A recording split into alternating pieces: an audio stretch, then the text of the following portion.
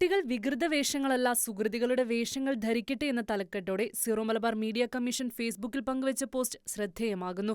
പോസ്റ്റിന്റെ പ്രസക്ത ഭാഗങ്ങളിലേക്ക്. നമ്മുടെ നാട്ടിൽ അടുത്ത കുറച്ച് വർഷങ്ങളായി പ്രത്യേകിച്ചും കുട്ടികൾക്കിടയിൽ തരംഗമാകുന്ന ഒന്നാണ് ഹാലോവീൻ ആഘോഷങ്ങൾ. പ്ലേ സ്കൂളുകളിൽ കുട്ടികളെ വ്യത്യസ്തമായ ആഘോഷങ്ങൾ പരിചയപ്പെടുത്തുന്നതിന്റെ ഭാഗമായി ഹാലോവീൻ ദിനം ആഘോഷിക്കുന്ന പതിവ് വളർന്നു വരുന്നുണ്ട്. നവംബർ 1 സകല വിശുദ്ധരുടെ തിരുനാൾ ദിനത്തിന് തലേന്ന് ഹാലോവീൻ ആഘോഷിക്കുന്ന പതിവ് പുരാതന സെൽറ്റിക് ഉത്സവ സംഹിതയിൽ നിന്നാണ് ഉത്ഭവിച്ചത്. സകല വിശുദ്ധരുടെയും തിരുനാളിന് തലേദിവസം എന്നുള്ള ഓൾ ഹൗലൂസ് ഈവ് എന്ന ഇംഗ്ലീഷ് വാക്കിൽ നിന്നാണ് ഹാലോവീൻ എന്ന വാക്കുണ്ടായത്. 2014 ഹാലോവീൻ ആഘോഷങ്ങളുടെ അപകടത്തെപ്പറ്റി വത്തിക്കാൻ ഔദ്യോഗികമായി അംഗീകരിച്ചിട്ടുള്ള ഭൂതോച്ചാടകരുടെ സംഘടന വിശ്വാസികൾക്ക് മുന്നറിയിപ്പ് നൽകിയിരുന്നു.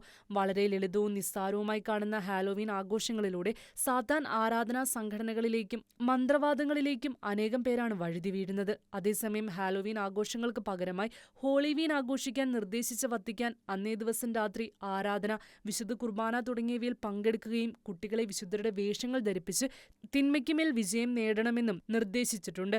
സാത്താൻ സേവകരുടെ ഏറ്റവും വലിയ ആഘോഷ ദിനമാണ് ഹാലോവീൻ ദിവസം. ഇതൊന്നും അറിയാതെ വെറും ആഘോഷത്തിന് വേണ്ടി പൈശാചിക വേഷങ്ങൾ ധരിച്ച് ആടുന്നവരും സാത്താനും മഹത്വം പരോക്ഷമായി പ്രഖ്യാപിക്കുകയാണ് ചെയ്യുന്നത്. യേശുവിന് പ്രതിഷ്ഠിച്ചിരിക്കുന്ന ക്രൈസ്തവർ ഹാലോവീൻ പോലുള്ള വൈകൃത ആഘോഷങ്ങൾ നടത്തുമ്പോൾ സാത്താനെ പ്രീതിപ്പെടുത്തുകയാണ് ചെയ്യുന്നതെന്നും സീറോ മലബാർ മീഡിയ കമ്മീഷൻ പോസ്റ്റിൽ കുറിച്ചു. ഹാലോവീൻ ആഘോഷം സാത്താനൊപ്പം ഒരു രാത്രി ചെലവഴിക്കുന്നത് പോലെയാണെന്ന് സാത്താൻ ആരാധന ഉപേക്ഷിച്ച് ക്രൈസ്തവ വിശ്വാസം സ്വീകരിച്ച ജോൺ റാമിറേസിന്റെ തുറന്നുപറച്ചിലിൽ ശ്രദ്ധേയമാണ്.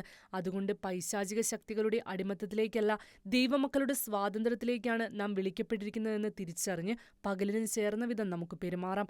സാത്താനിക സംഘടനകൾ അവരുടെ പ്രചാരത്തിനായി സംഘടിപ്പിക്കുന്ന വൈകൃതങ്ങളിൽ നിന്ന് മാറി നിൽക്കാനും സാത്താന്റെ തന്ത്രങ്ങളെ ജാഗ്രതയോടെ തിരിച്ചറിയാനും പരിശ്രമിക്കാമെന്നും സീറോ മലബാർ മീഡിയ കമ്മീഷൻ പോസ്റ്റിൽ വ്യക്തമാക്കി.